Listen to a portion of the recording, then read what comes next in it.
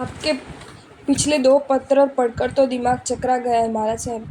जीवन के समझदारी के तमाम वर्ष इन्हीं 2 आकुलताओं में बीते हैं। दुख इतने सारे क्यों और सुख इतने ही क्यों? इन आकुलताओं का स्थान प्रसन्नता ले ले, ऐसे 2 श्रेष्ठ समाधान भी आपने दे दिए हैं। दुख इतने ही क्यों और सुख इतने भी क्यों?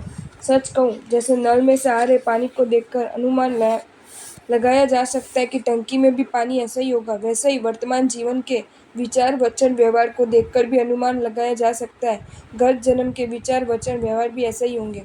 मेरे बारे में तो मुझे स्पष्ट रूप से लगता है कि दुख आज मुझ पर जो भी है वे मेरे द्वारा किए गए दुष्कार्यों की तुलना में कम ही है, और सुख मुझे जो भी मिले वे मेरे द्वारा किए गए सत्कार्यों की तुलना में ज़्यादा ही है।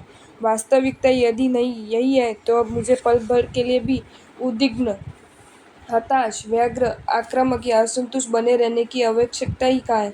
मुझे तो ऐसा लग रहा है कि मैं इसी वक्त प्रभु के पास पहुंच जाऊं और धन्यवाद दूं उन्हें कि प्रभु, मेरे द्वारा किए गए दुष्कार्यों की सजा कम करके और मेरे द्वारा किए गए सत्कार्यों का इनाम ज़्यादा देकर आपने मुझ पर जो उपकार किया है उसके बदले आपका आभार मानने के लिए या आपको धन्यवाद देने के लिए मेरे पास कोई शब्द नहीं है।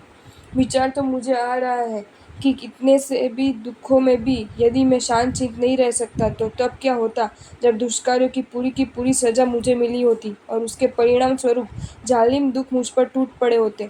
और ये भी कि इतने सारे सुखों के बीच भी यदि मैं प्रसन्न नहीं रह सकता तो तब क्या होता जब सत्कार्यों के आचरण के अनुपात में ही मुझे सुख मिले होते और सुख की मात्रा भी अति अल्प होती।